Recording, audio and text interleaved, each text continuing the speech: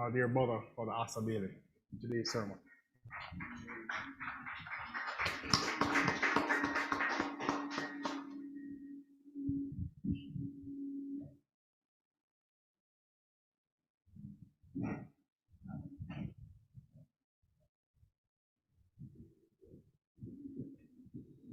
What can I give? What can I bring that would be pleasing to my King?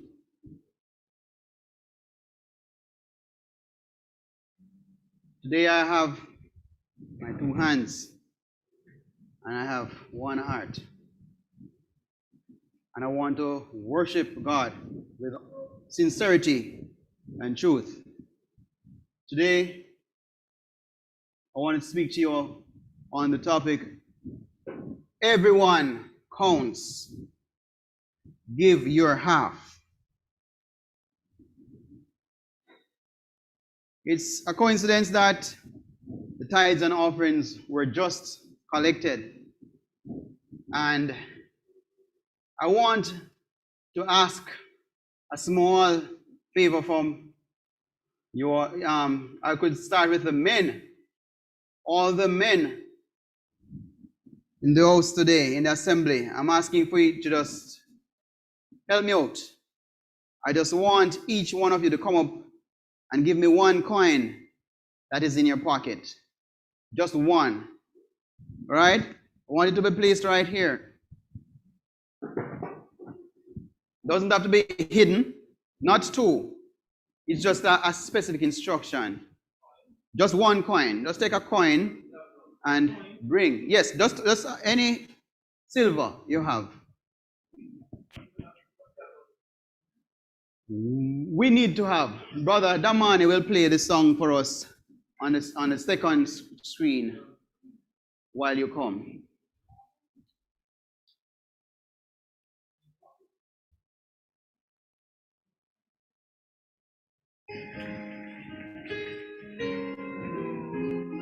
Come on, give generously. Give generously.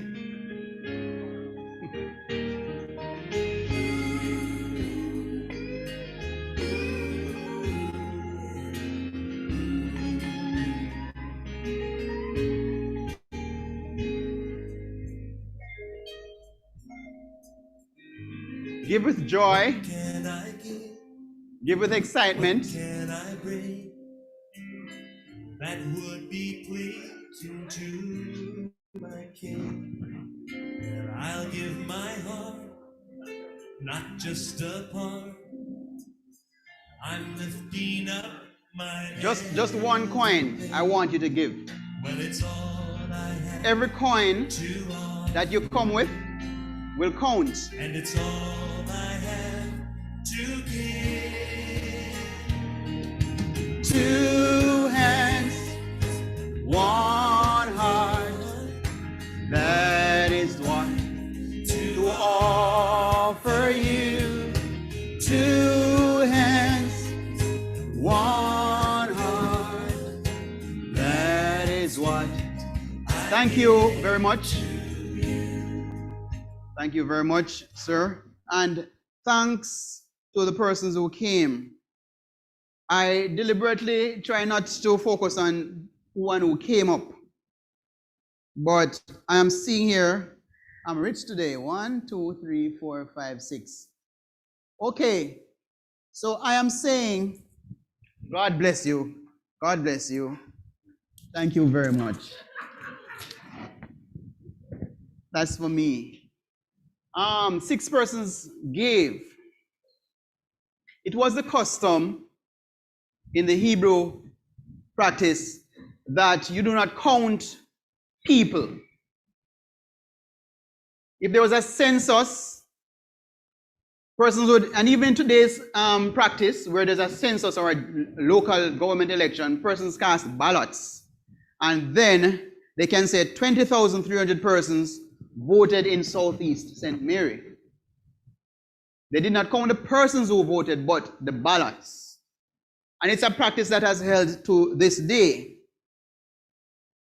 The word census, the younger folks or persons who are under 10 may not know the word, because census is done maybe every 10 years in some countries. And it is a very costly exercise. And so governments do it only if they have to. The last count that I heard of was that Jamaica has 2.5 million persons, right? I do not know if it's how much more it is at this time, or how much less is possible. That's true. But I want to say to you one and all today that everyone counts. Give your all. When we count,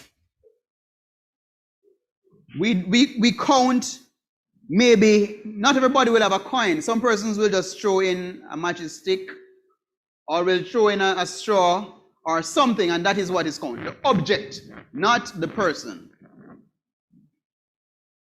But in the word, in Exodus, or Shemot chapter 30, and Yahweh spoke to Moses saying, when you take the census of the children of Israel to register them, then each one shall give an atonement for his life to Yahweh.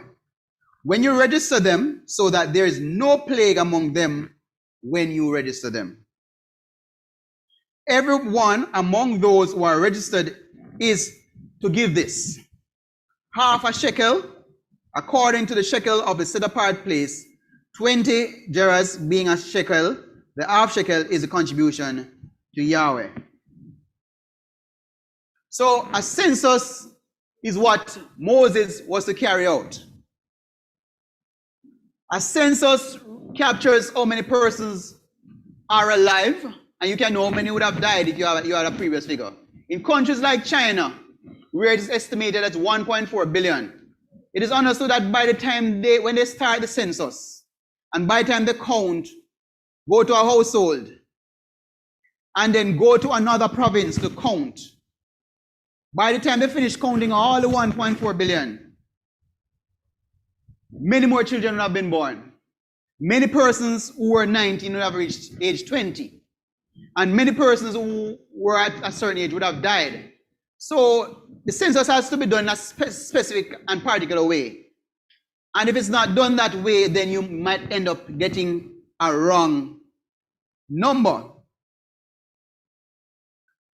This specific instruction is that is where a census was to be taken, an atonement must be given, and the atonement must be half shekel. These are the three things that we will look at today. What's the census, what's an atonement, and what is the significance of the half shekel? This particular portion in the Torah, as we read it this week, we're going to realize that this, as small as it is very loaded. Meaning that there's a lot that we can understand from this specific instruction to take the census. The word census comes from the Hebrew word rosh. There you have the three Hebrew letters. Resh, shin, resh at this in blue, shin in red, and in the middle we have the aleph. The definition is head, top, one who is a chief, being in the front at the beginning. And it comes from an unused root meaning to shake. Like the head, you shake the head. The head has prominence. In a family, the head has the authority. The father is usually the head, and he grants permissions for children to go certain places, and where the daughter is to be betrothed, he will make the decision as to who will inherit the tribe, who will take over the family's wealth. That is it for census.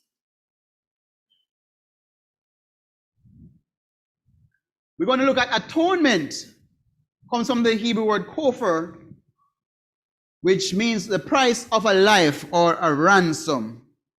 So when you make an atonement, a payment must be done. What's the relation between the census and an atonement? As we say, Rosh is representative of the head. Atonement comes from an original word, kafar, which means to cover, to make reconciliation, to cover over. The head on the body is the top. The head of the family, the head must make a covering for his family. So those are the words that we'll be looking at in further detail. So we established that census is a count.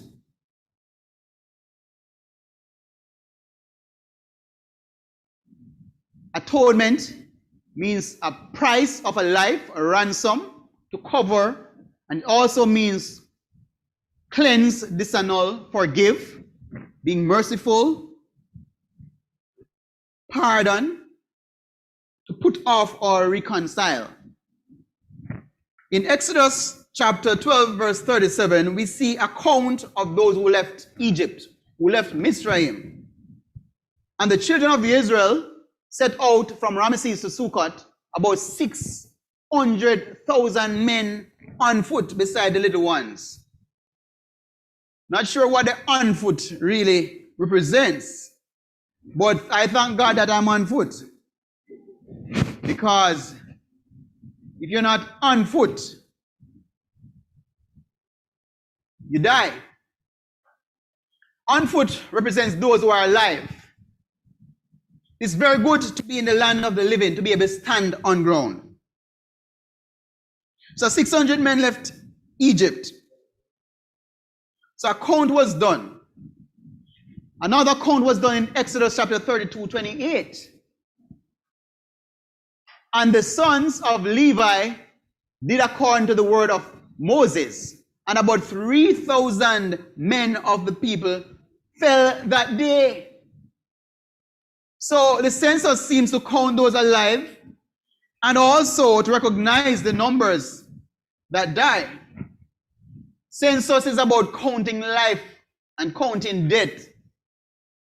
And Yahweh said, verse 33, and Yahweh said to Moses, whoever sinned against me, I blot him out of my book. And now go lead the people to the place of which I have spoken to you. See, my messenger goes before you, and in the day of my visitation, I shall visit their sin upon them. And Yahweh plagued the people because they made the calf which Aaron made. So we see that the count when they left Egypt, a count when many died after worshiping the golden calf.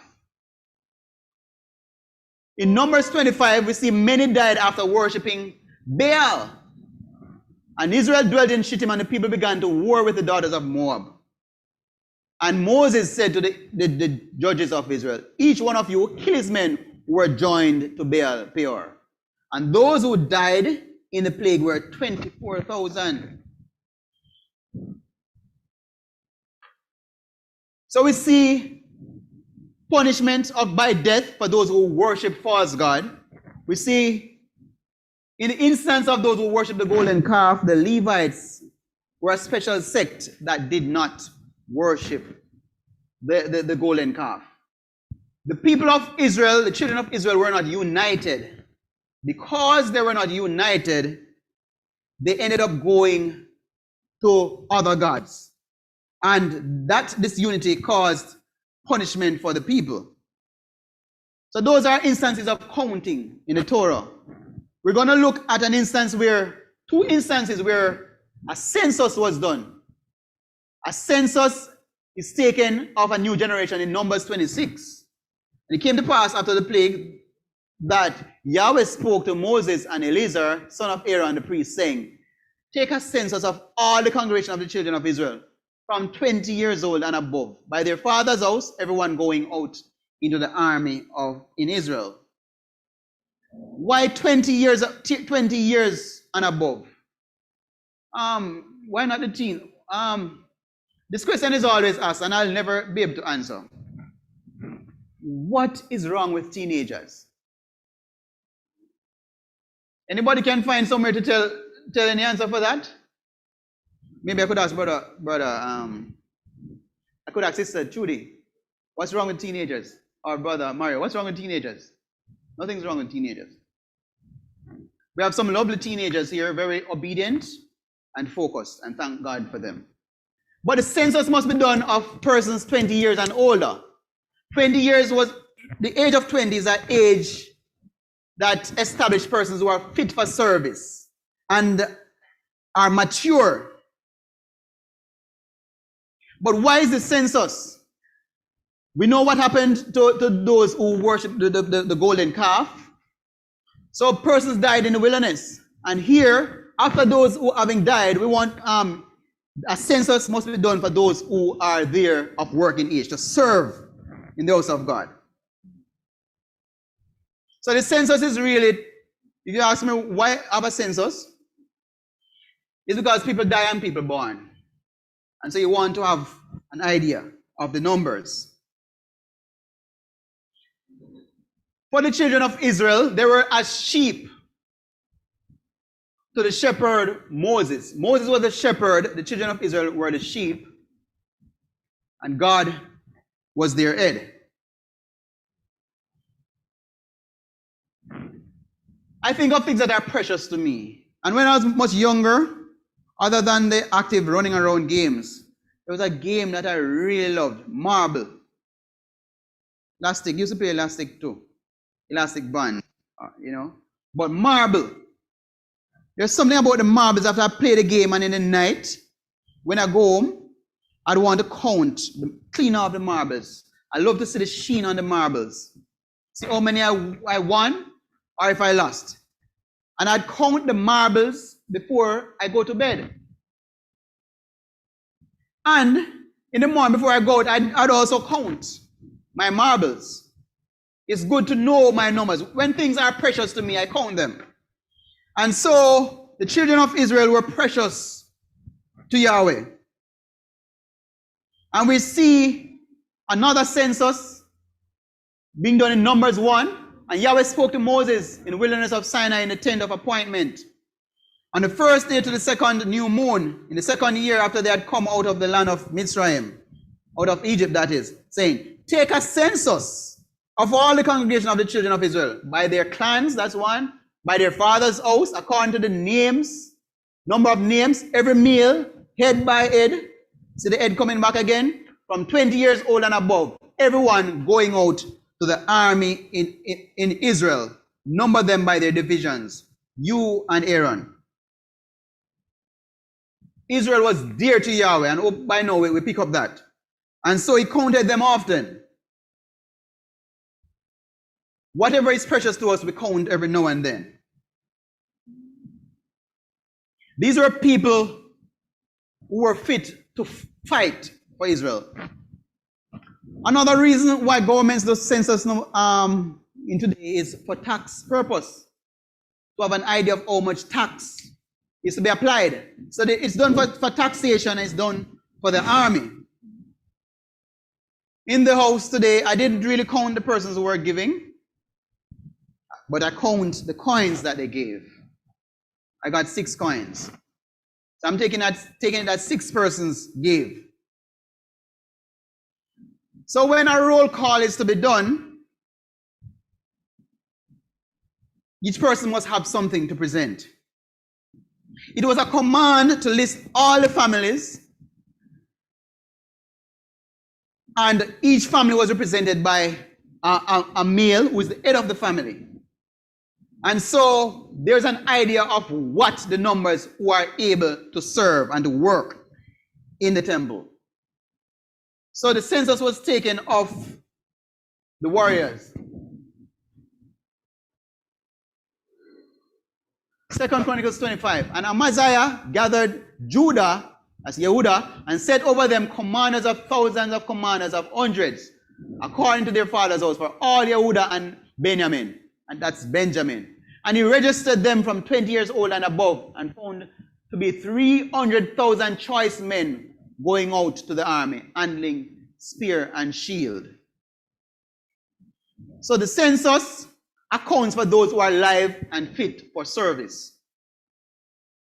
A census signifies ownership. If you don't own something, you cannot count it. And a call for a census must come from one in authority.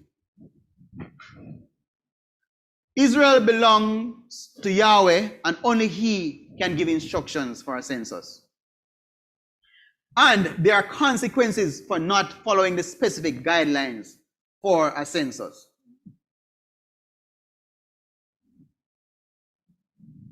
And here we have the instruction. When you take the census, give an atonement so that there is no plague among them when you register them.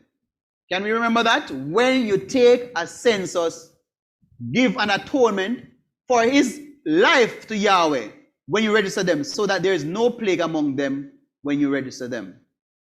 We're going to look at an instance in 1 Chronicles 21 where a census was done. And David said to Joab and to the rulers of the people, "Go number Israel from Beersheba to Dan and bring the number of them to me." Why? So that I know it. Now this is David's doing, not that David received an instruction from Yahweh to do a census, but he just wants to know how many men he has for war. And how would he fear of in such a case? And Joab answered, "Yahweh does add to his people 100 times more than they are. But my master the sovereign, are they not all my master's servants? Why does my master seek to do this?" Joab, the head of the army, is wondering why David wanting to do a census without an instruction. Why should he be a cause of guilt in Israel? And verse 7 says, "And it was evil in the eyes of Elohim concerning this matter, and he struck Israel." So two wrongs are identified there. One was that David was not to count the people without an instruction from Yahweh. And two, he did the count but did not take an atonement. He did not take an offering. David just wanted to know the number. But Joab is asking, why on earth would David want to get into trouble with God? Why would you want to go and do a count without being permitted to do so? When a king or a leader ordered a census in Israel, it communicated the idea that he, the king, owned Israel, when God alone did. The instruction to count must come from a higher authority, and it is the atonement that must be counted, not the people. And so, when persons came and gave the offering, I deliberately did not count the persons who came, but I counted the coins that they left. So the count must be accompanied with an atonement.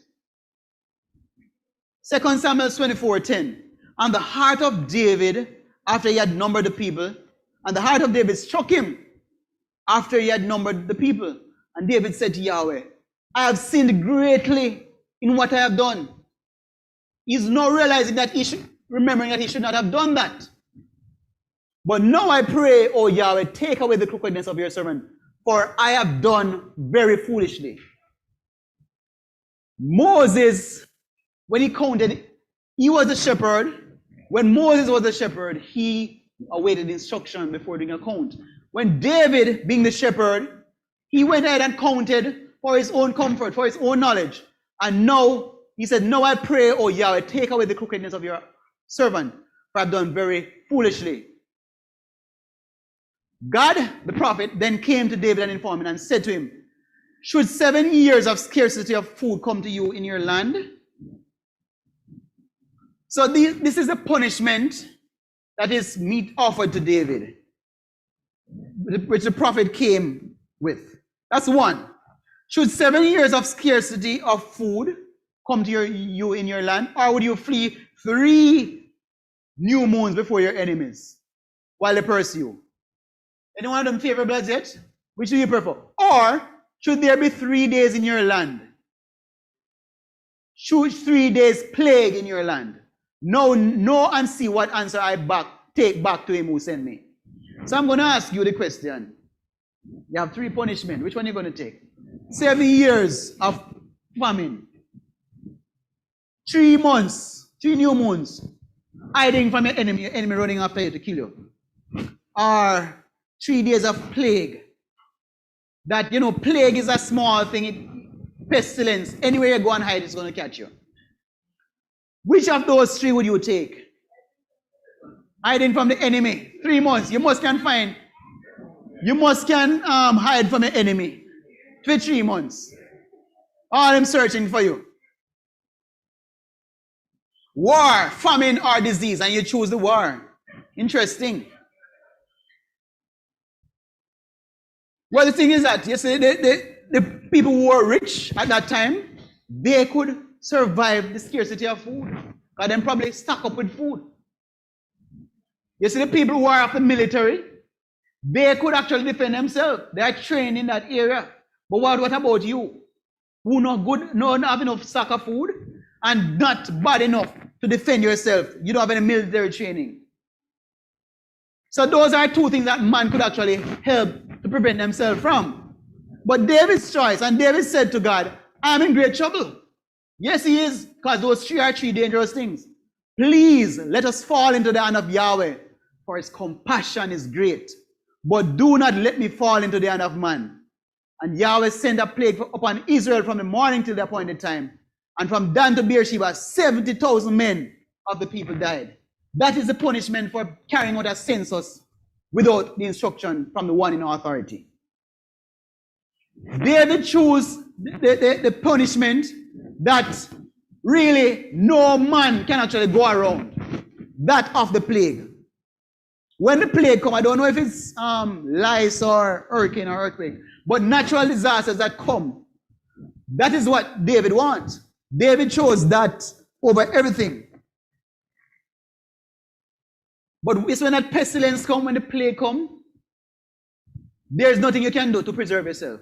When the plague come from God. Nothing. And that is the one David chose. And David spoke to Yahweh when he saw the messenger was striking the people and said, see, I have sinned and I have done perversely. But these sheep, what have they done?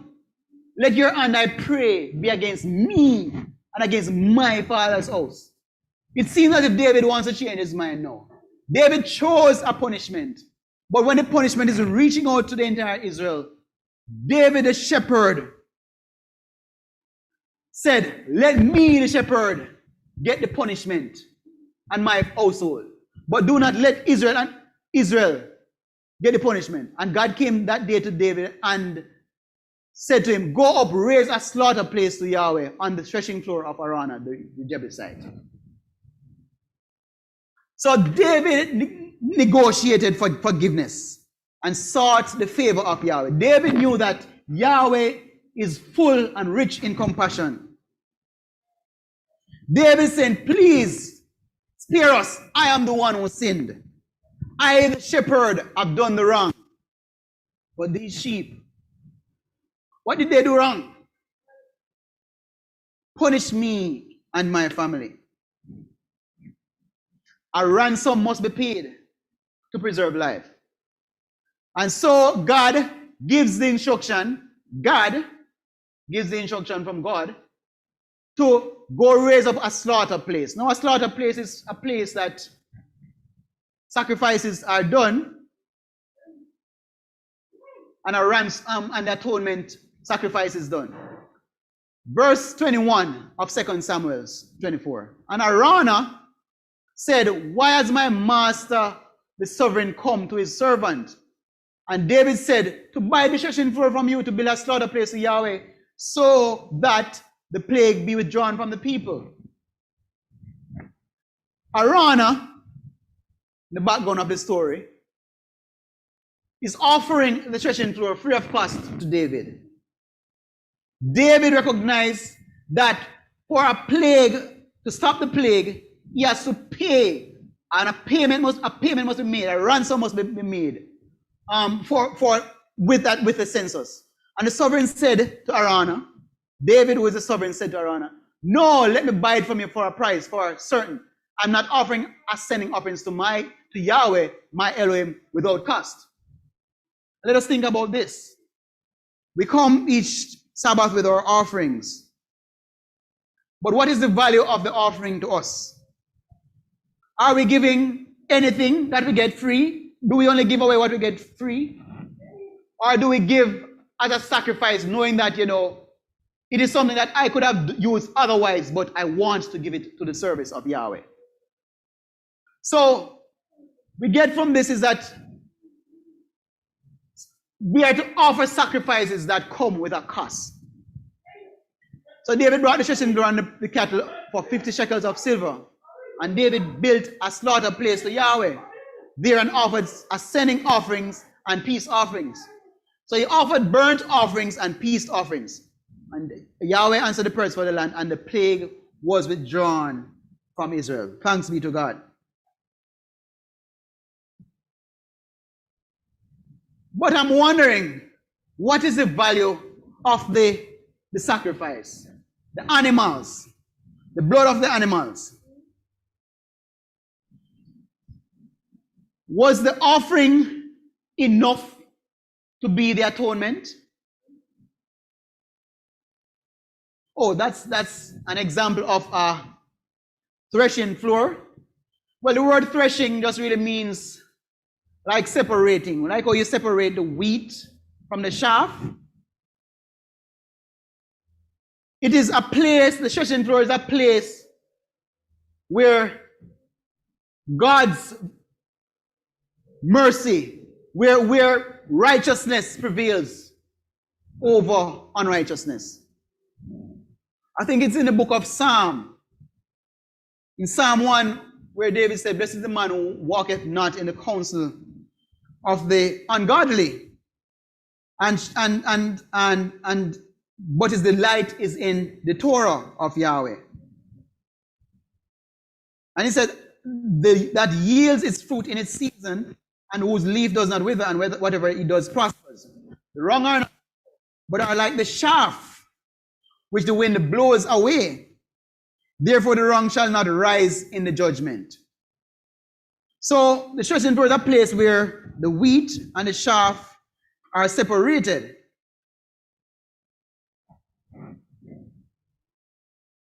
Another instance is mentioned, I think it's in Malachi, that it says that when God's judgment comes, it will burn, and everything will be burned in reference to evil. But I really want to know, what is the purpose of the atonement? Well, we understand that the census is to see how many are alive, see how many died, to tax more people, to identify the men fit for service. What is the purpose of the atonement? Exodus 30:11 says, each one shall give an atonement for his life. Wait, Reverend. Exodus 30 verse 15 says, the rich does not give more and the poor does not give less than a half a shekel when you give a contribution to Yahweh to make atonement for yourselves. Now, when there's no word that is used loosely in the Torah. So if something is mentioned once, it has a meaning. If something is mentioned twice, there's more to the meaning. And if you see, I don't see many places in the Torah that something is mentioned 3 times. And here we see in this portion, it's mentioned a 3rd time. You shall take the silver for the atonement from the children of Israel and give it for the service of the tent of appointment, and it shall be to the children of Israel for remembrance before Yahweh, to make atonement for yourselves. So one is that you give an atonement for yourself, then atonement for yourself.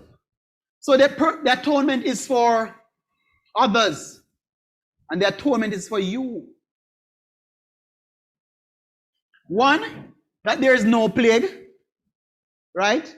2, is that it is for the service of the tent of appointment. In the tabernacle, they would have offerings, and they would have to buy those offerings, the burnt offerings and the peace offerings, the sin offerings. So it is for the service. And it's also for a remembrance before Yahweh. When you see that word remembrance, it refers to a memorial, something of great significance. And so it's very important that the meaning of atonement be fully understood.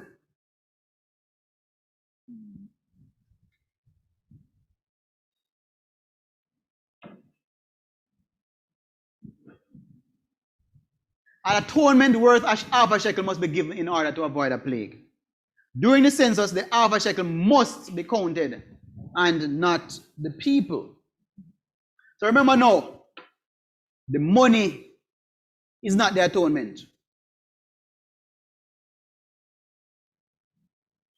But the money that was collected, it helped me to identify how many persons made payment. So it marked those who were atoned. And think about it. Does Yahweh really need your money? He doesn't need your money. But the instruction is there to give the half a shekel. Now, if I was to ask in here for persons to give a coin, I realize many persons could not find a coin. Coins seem to be of no value. How much, when you see a coin on the ground, when you see a $1 coin on the ground, do you pick it up? Well, I found $5 in my car last week, in the back seat. It's either for my son or my daughter, but I took it up and put it in my pocket at $5. But $1, the power of money is getting less and less each day. Dollar coin, not even $20 can buy you anything right now. I saw where a fork was selling for $20 this week. A fork, plastic fork, $20. How much for patty now? How much for patty? How much? You know, I hear 120, and I prefer stick with that. 180. 300, no, patty can't sell for 300. Come on. Don't get me distracted here. 2 something. But it seems as if that is the case, my $200, if we can't buy patty to eat, I first start buy grass with it and eat the grass. Well, yeah, grass is green. But money seems to be losing value these days. Well, has ever been. So when you're to give a half a shekel, if I was to come into the church here and say, everybody come with 50 cents. Who remember the red money then? Anybody remember the red money? Where did they all go? You know where the problem? When you went to the supermarket, when it come to $1.70 or $1.25, the cashier just take up some red money and just give you the rest. She doesn't even count it. And when it comes to those, they round up for you to pay more. They're not taking that from you. Because at one time I was seeing if I could line it up to get it out of my hand. But I realized nobody's accepting it now. Here, Yahweh gives an instruction to give an atonement of half a shekel. There's a very specific reason why it is half a shekel. Right?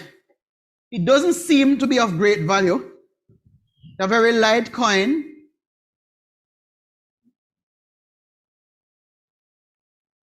And if this half a shekel is for the atonement, how can atonement be so cheap? If atonement is for your soul, it's for your life, why is it so cheap? It should be more money. But the instruction there, the instruction that we saw was that the rich does not give more and the poor does not give less than half a shekel. Understand? So it is very instructive that that amount is done. But when you add it up, it can do something. If everybody was to give me more of that money, that I'd be pleased leaving church today. More of those coins. You don't want them. They don't have value, much value. 2 Kings 12 says, let the priests take for themselves each from his friend and let them strengthen the breach of the house where there's a breach. And it came to be by the 23rd year of sovereign Joash that the priests had not strengthened the breaches of the house. And the sovereign Joash called Jehoiada, the priest and other priests, and said to him, why have you not strengthened the breach of the house? And now, do not take any more silver from your friends, but give it for the breaches of the house. The purpose of the shekel was to contribute to help fix up the tabernacle, strengthen the corners, buy some of the offerings.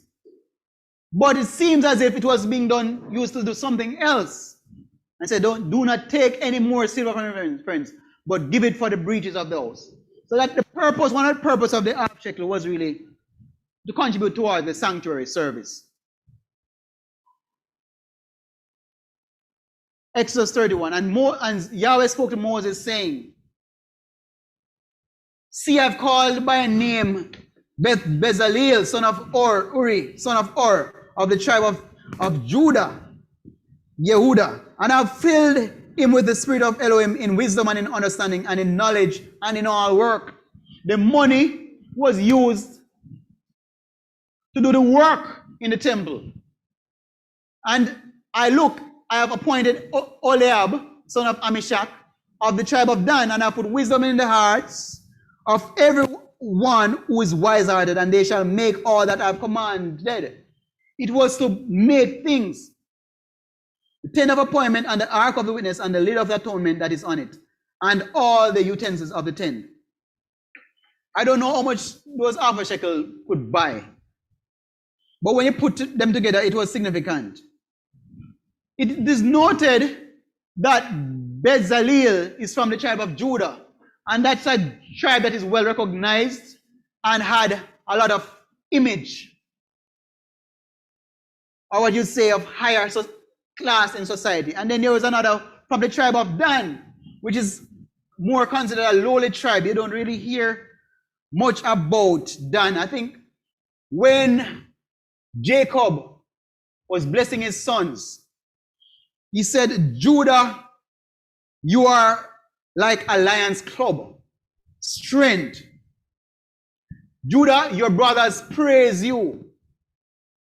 But when he was blessing Dan, he said, Dan is a serpent, by the way.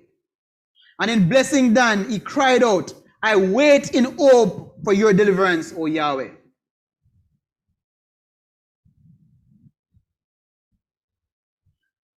Rich and poor have a great contribution to make in the temple. All must give an atonement.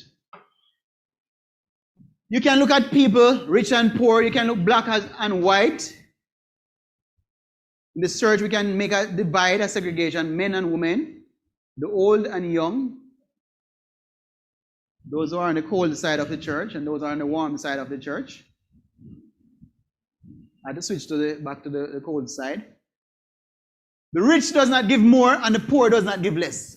Why is this so? It's very important that the rich give 25, half a shekel. I keep mixing up with my 25 cents and my 50 cents that we used to have. Right.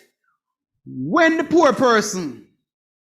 Sister Ruth, the poor person, comes and gives half a shekel, why should I, a rich person, give the same kind of money that the poor person, Sister Ruth, gives?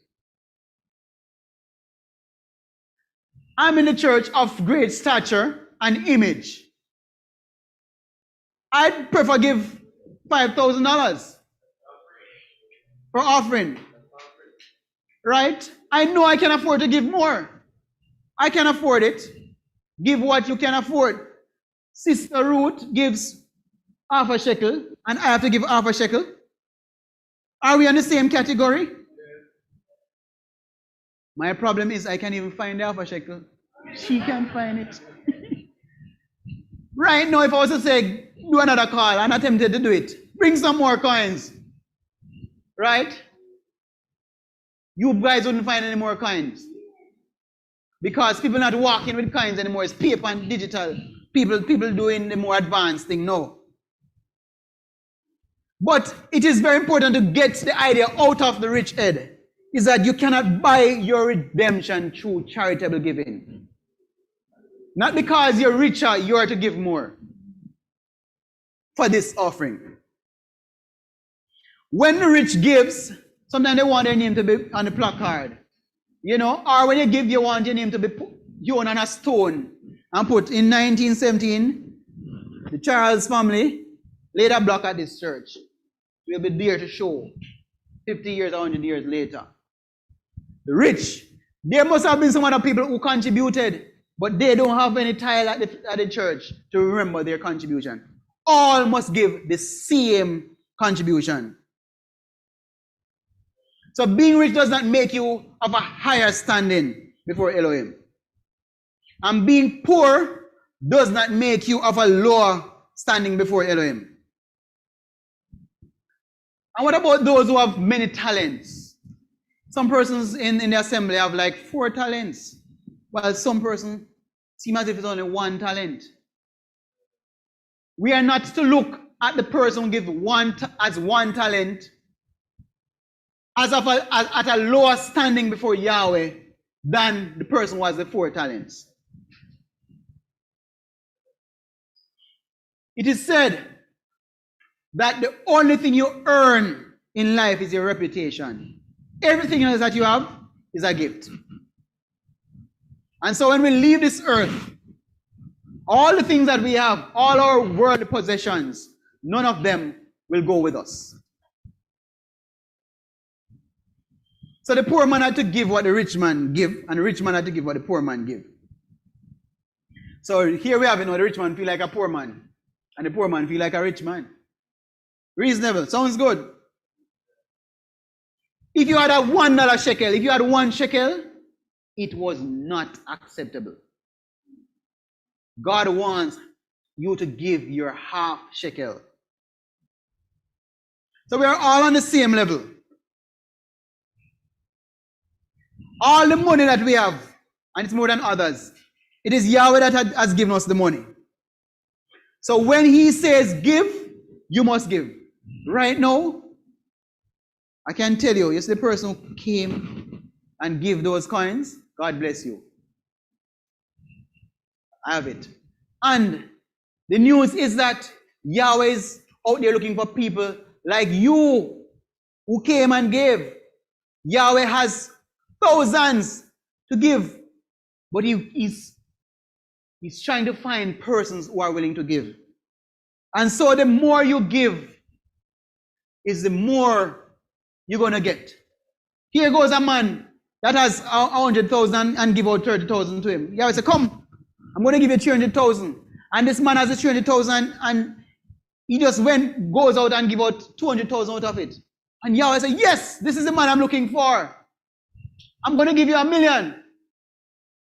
When we look at the 1,000,000, the man decided that he's going to give 50,000 out of it. Because he has an emergency, he has a commitment to do. And so the next time, you're giving less. The next time, Yahweh bless him with just 300,000. And it's okay, 300,000. I have another commitment that I never finished paying off for, so I'm going to give $3 out of it. The next blessing that you get from Yahweh, blessings drop straight back to 0. Because you give less, you get less. You give more, you receive more. And even the poor has a duty to give. So we don't want to feel like it's just the rich person is to give. The poor has a duty to give. Yes, we are all expected to give charity. And I can tell you, you are not going to lose out by giving. So give an atonement.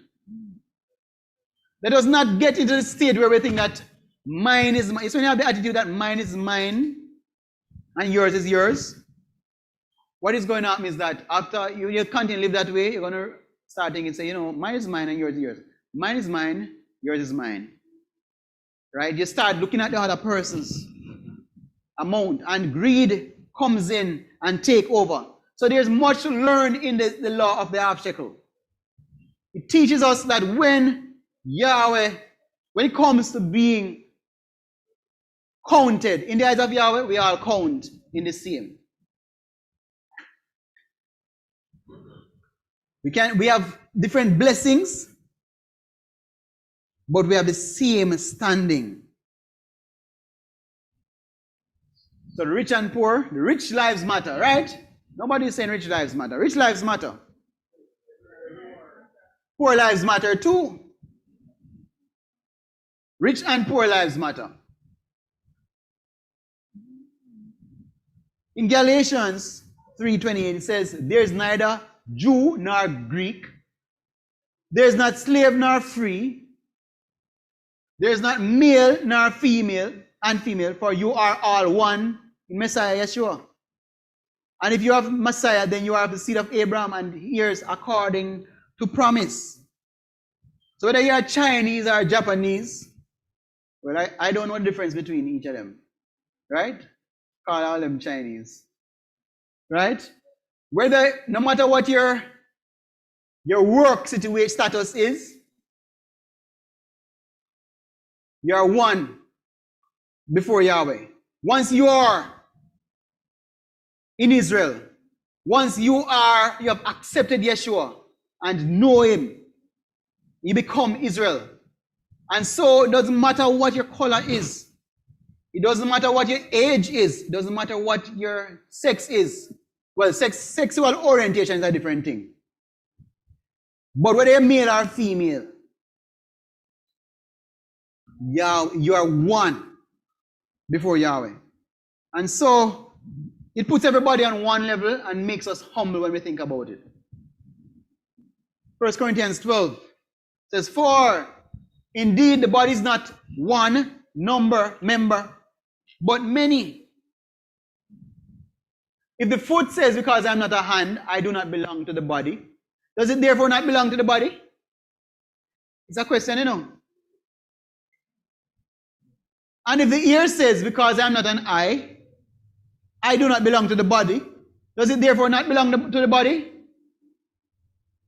If all the body was an eye, and where would be the hearing? If all hearing, where would be the smelling? But now Elohim has set the members, each one of them in the body, even as he pleased. The practice of writing the Torah scroll. When the scribes were writing it, if there was one letter missing, it would not be an acceptable scroll.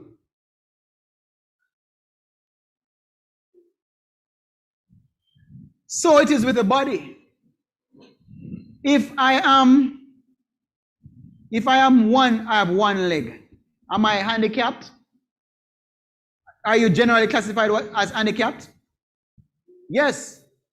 If you have one eye, if you have one ears, if you can't talk, they say that you're handicapped.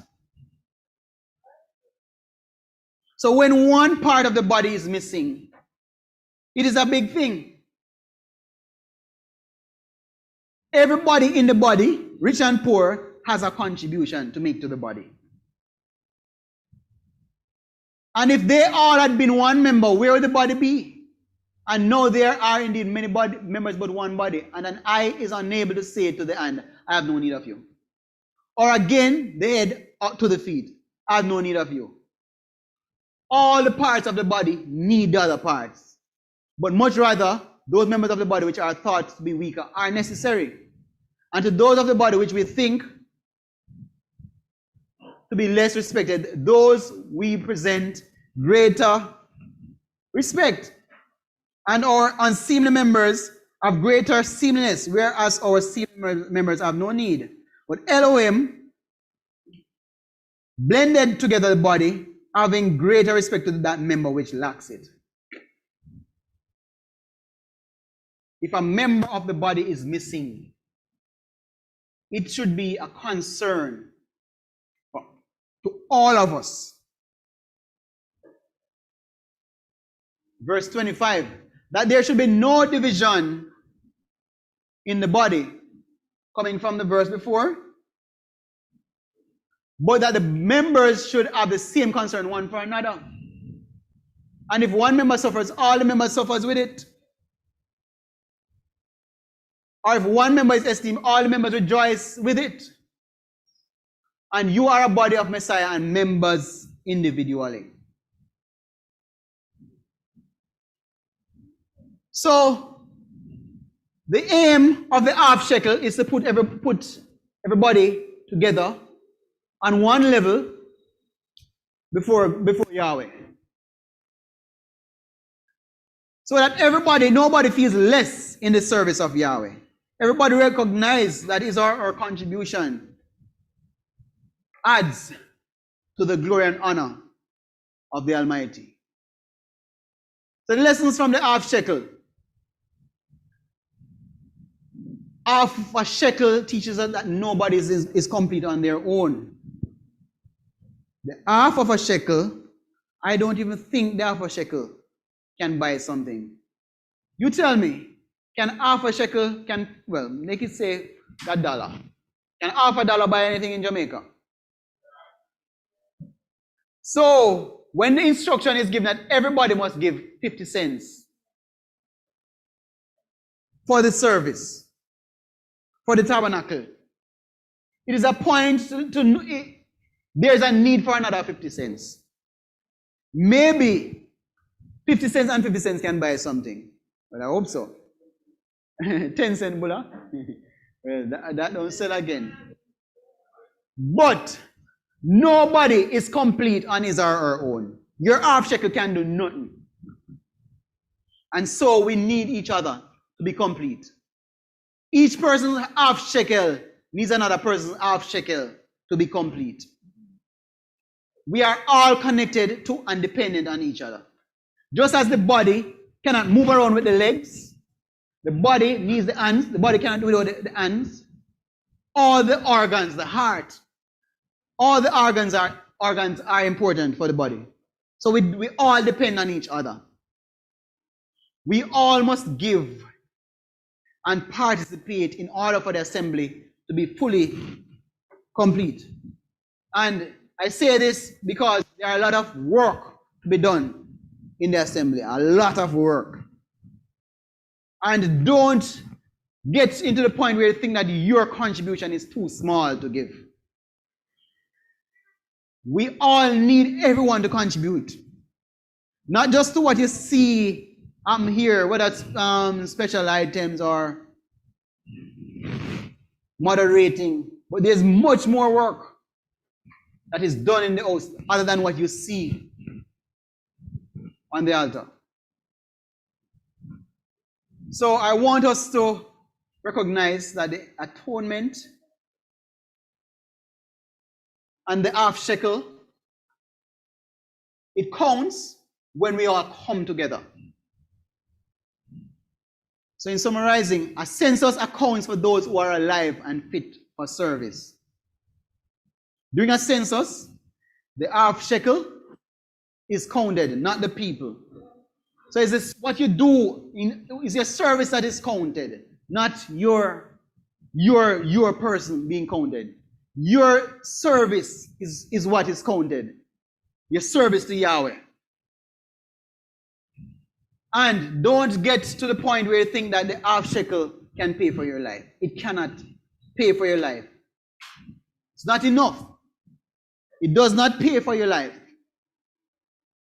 But it's a contribution made to purchase the atonement sacrifice, which is needed for the service of God. The half shekel, it makes the rich and the poor equal before God. We are all one body.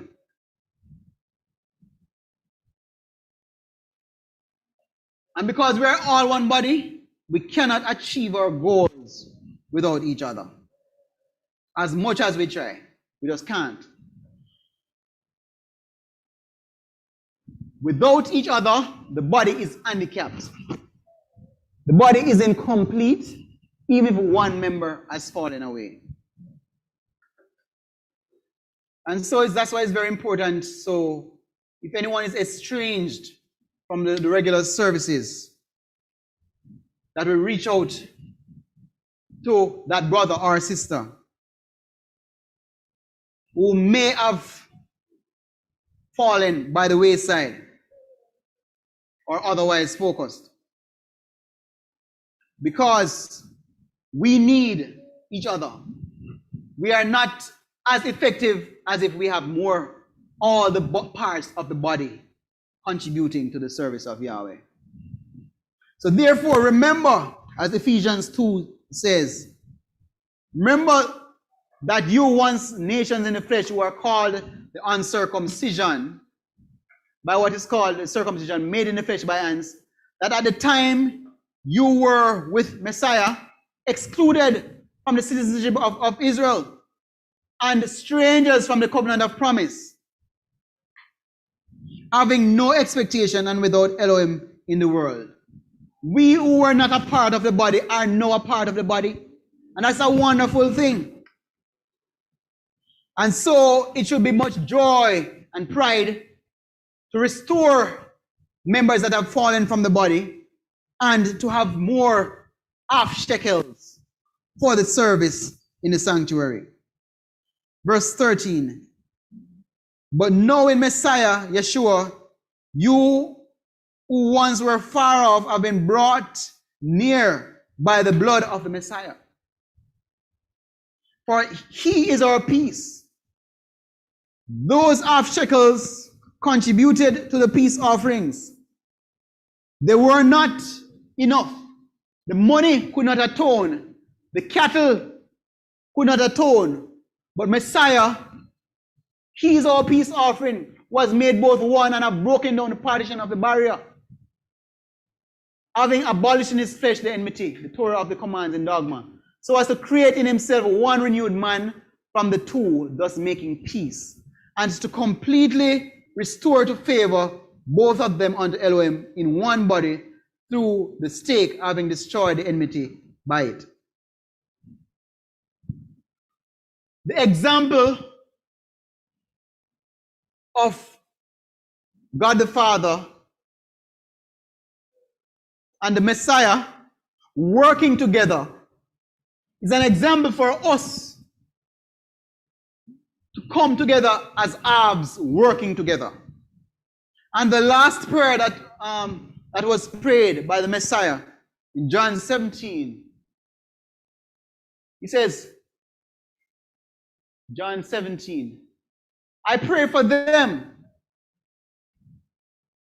I do not pray for the world, but for those whom you have given me. For they are yours. We have one owner. Israel has one owner. He is the one that can count us worthy. And he says, and all mine are yours, and yours are mine, and I have been esteemed in them. And the special prayer, verse 1 says, I do not pray for these alone, but also for those believing in me through their word, so that they all might be one, as you, Father, are in me and I in you, so that they too might be one in us. The purpose of the half shekel is for unity. It's to show that each has a contribution that must come together to be effective. And the prayer is that we will remain one, so that the world might believe that you have sent me, and the esteem which you gave me I have given them, so that they might be one as we are one. And it is re-emphasized. I in them and you in me, so that they might be perfected into one, so that the world knows that you have sent me and have loved them as you have loved me. Everyone counts. Give your half. God bless you.